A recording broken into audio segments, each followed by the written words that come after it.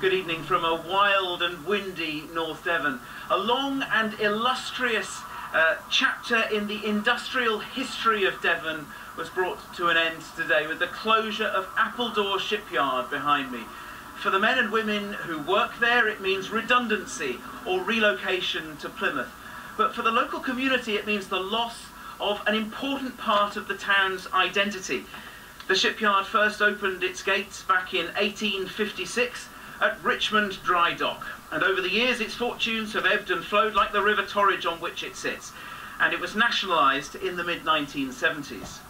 DML bought the yard in 2004, and then in November last year the new operators Babcock announced the shipyard would close, promising relocation opportunities for all of the 199 staff here.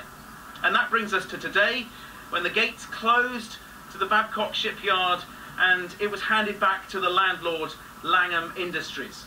Richard Lawrence now reports on the end of an era for Appledore. Even the horn that would sound at the end of a shift had been disconnected as everyone left Appledore for the final time. It's been a very strange day in there. It's been very emotive, very emotional. I've nearly broken down a couple of times in there, you know, just walking around an empty shipyard with all the lights off, all the doors locked, saying our final goodbyes to fellow workers. It feels heartbreaking, heart-wrenching, really. It's sad, isn't it? You know, it's a big part of everybody's lives, the community's lives. Yeah, just sad. It is a mark of determination, or perhaps even desperation, that at 5:30 each morning, workers have been heading off to Plymouth for a gruelling commute for months.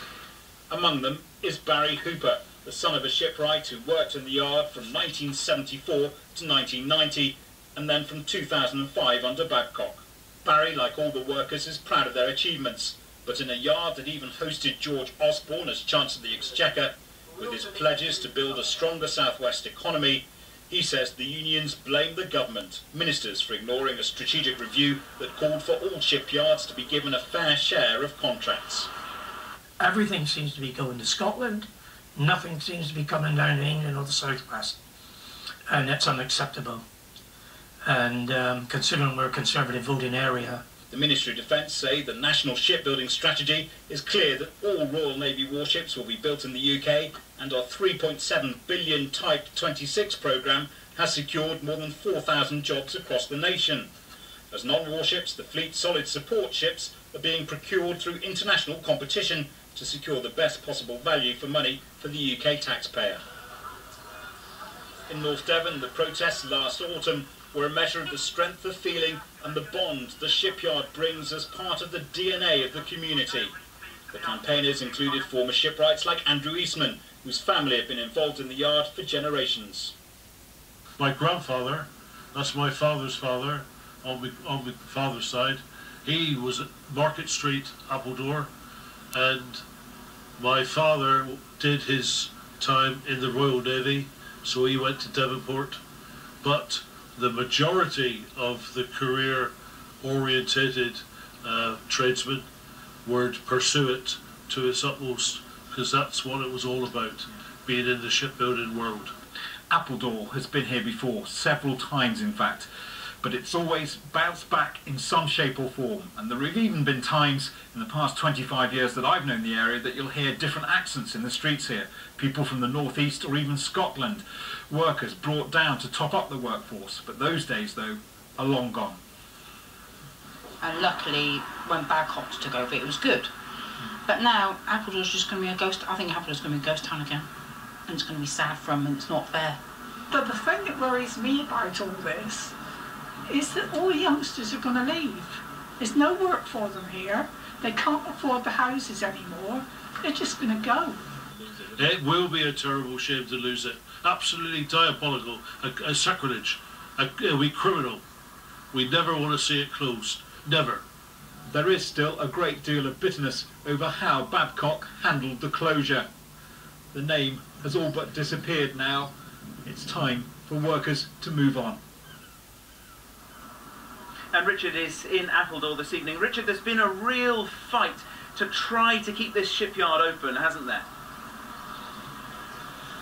Absolutely. I mean, some people here thought this day simply wouldn't come because the first warning signs were back from November 2017 when Babcock flagged up the issues it had with the amount of work that was available in the forthcoming periods. Work, of course, that we've heard hasn't come through to secure the future of the yard.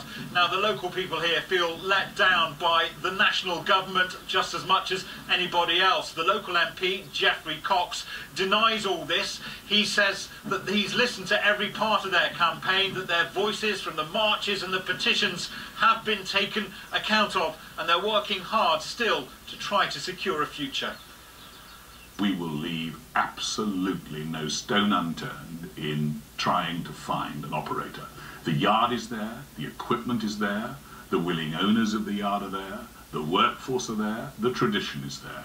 We have to find the operator. We won't stop searching, whether the yard closes or whether it doesn't.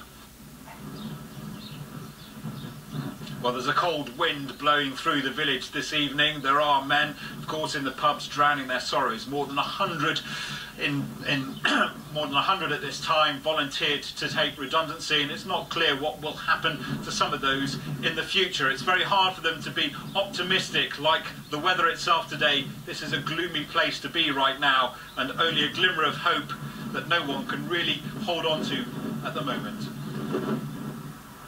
Richard Lawrence, thanks very much. Now, of course, this isn't just about North Devon. This isn't just about Appledore. It's about the whole of North Devon. We're on the River Torridge here. Bideford, I can see just over there, and Barnstable's not far away either. The shipyard behind me offered skilled jobs for people from this whole area, and the loss of it will have reverberations throughout this whole region. When you have an employer the size of this shipyard in a town the size of Appledore, the impact of its closure will obviously be very serious in the immediate local area, but its loss won't just be felt here. The ramifications for the wider region in North Devon will be significant too. Skilled posts are hard to come by around here, where average weekly earnings are the second lowest of any district in the UK. It's hugely important to Northern Devon, but to Torridge particularly. This manufacturing facility represents nearly 10% of their total gross development value, which is an important statistic. If you look at that in terms of the impact it has on communities, then about 80% of the employment dependency in Appledore itself relates to the shipyard. So this is a very major facility, and the loss of it would be very significant.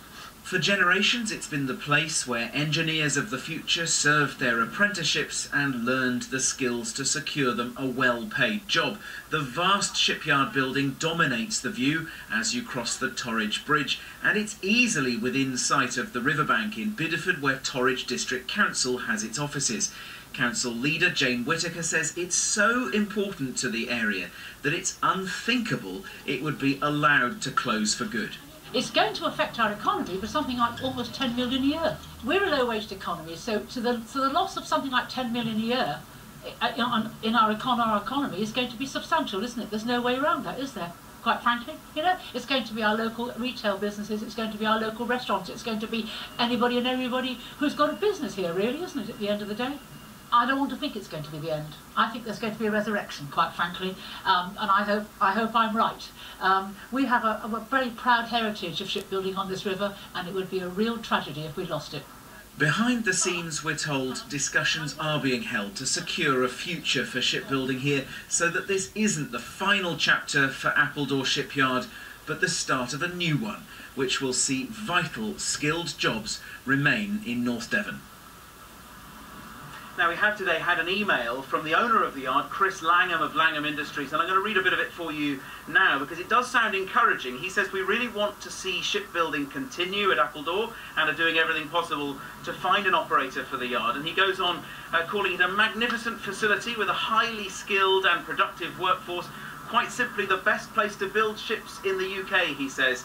And with all the plant and equipment that is there, the yard could be restarted for production very quickly with minimal further investment. So there is some encouragement there. And I'm joined here by Ken Davis, the local mayor. Ken, what do you think of that statement from Langham Industries? Does that fill you with any hope at all? It's encouraging. As I say, one door closes and perhaps another one's going to open. and that's the door that's going to open. Just talk me through how important, as far as you're concerned, as the mayor of this area, this yard is to this community. Absolutely important. Absolutely, for the skills, the jobs, the industry itself. Most imperative it stays open, most imperative it carries on producing ships. And you worked there, of course. I worked there from 1964 till I retired in 2010. And just like you, generations of families have worked in that shipyard. This has been a focus for the town, hasn't it? My father worked in the yard back in the 60s, and I started in 1964. And I'm sure you have fond memories of the camaraderie that there was there in the yard. You can see why the men who have come out of there are so emotional today. They are emotional, yeah. It happened back in 2003. The yard went into receivership, but then the unions had a lock-in. They cut the receivers and the asset strippers out until a preferred bidder came along, which was DML, and then along came Babcock. And to be fair to Babcock, whatever you say about them, they have given us work for the last 10 years on the carriers of the Irish Navy. Unfortunately, the ship for the Maltese Navy went to an Italian yard. That's the way it is. It's the ebb and flow of this business. Ken, thank you very much for joining us. We'll keep our fingers crossed that there is some future. We talked about the history and the heritage that's tied up in that yard there behind me. And Claire Manning has been looking back through the archives. On the banks of the River Torridge, a most unexpected development, the largest indoor shipyard in Europe. It's 1970, and after facing extinction just 7 years before, Appledore Shipbuilders is resurrected by its owner's cork line. In 1963, 600 people employed by Appledore Shipbuilders looked like losing their jobs. But the company was saved from the receiver and transformed into one of the most profitable concerns in the shipbuilding industry. Michael Guigan started working at the shipyard in 1962 when he was just 15. Like so many before him, as a local lad, there was little doubt he'd work anywhere else. I didn't pick the job. My father picked it for me. He said, oh, you're starting down the yard after the holidays by, and down I went. As an electrician, Michael told me he worked with great pride on almost every ship that passed through here over the 40 years he was employed at the shipyard, witnessing the shipyard's many ups and downs in fortunes. How does it make you feel knowing there will be no shipbuilding here at Appledore? Absolutely gutted, because it's not for me. My time's gone, but there's youngsters still to school. Perhaps there's youngsters that ain't even born that would have gone there. Being such a low-paid area, it was a beacon for people to earn a decent living. Shipbuilding is a way of life in this area. Now, in the 1800s, there were many small shipbuilding firms between Appledore and Bideford, and this is a model of the first dry dock built here in 1856, Richmond Dry Dock. So as you can see, shipbuilding in one way or another has been a part of the fabric of this area for centuries. And you can still see the remains of Richmond Dock today. Many well-known naval ships, aircraft carriers and super yachts have been built at Appledore Shipyard. I was thrilled when, by chance, Mike and I found the original drawings of a local vessel many of us have travelled on. It's a Silurian of all things. Oh, it's the Silurian? Yeah, that's a general arrangement of the Silurian. Nowadays these drawings would be done on computer, but these are the original drawings of the Solonian 3. Built at Appledore, this footage shows it entering service in 1977. Some of what's left of the shipyard already lies at the museum. Drawings, photos and documents all brought here this week, items that otherwise were destined for the skip. Can this really be the end of shipbuilding in Appledore?